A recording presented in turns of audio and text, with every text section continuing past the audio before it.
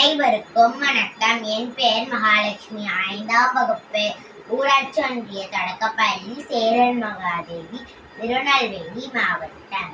உரைத்தலை தடுக்கும் புரதம்.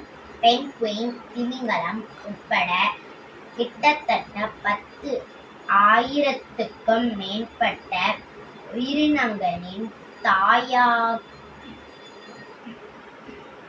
தாயகமாக அண்டார்டிகா உள்ளது. இங்கு நீரின் வெப்பநிலை -2 டிகிரி செல்சியஸுக்கும் கீழே இருக்கும். இந்த கடுமையான குளிரில் உயிரினங்கள் எவ்வாறு வாழ்கிறது என்று தெரியுமா?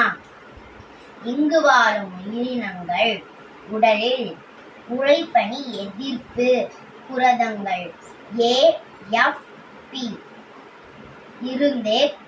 இருப்பதே காரணம். இந்த புரதம் அந்த உயிரினங்களின் இரத்தம் மற்றும் திசுக்களில் பனியை சேர விடாமல் தடுக்கிறது.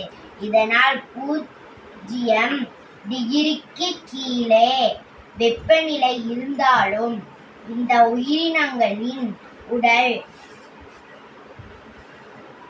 திரவங்கள் உறையாமல் இருக்கும். 1950ஆம் ஆண்டு நார்வே விஞ்ஞானி ஸ்கோலாண்டர் என்பவர்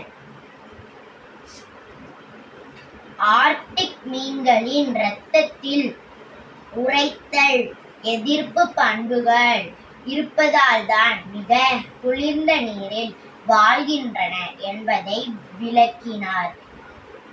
வணிகத் துறைகள் தற்போது இந்த புரதங்களின் பயன்பாட்டை பற்றி ஆராய்ந்து வருகின்றன.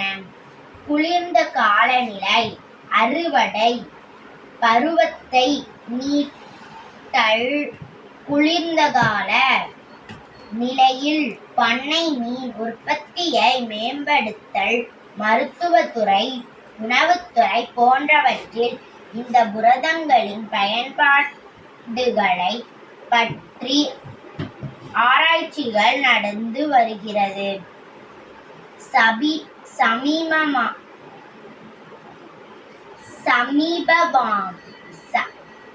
சமீபமாக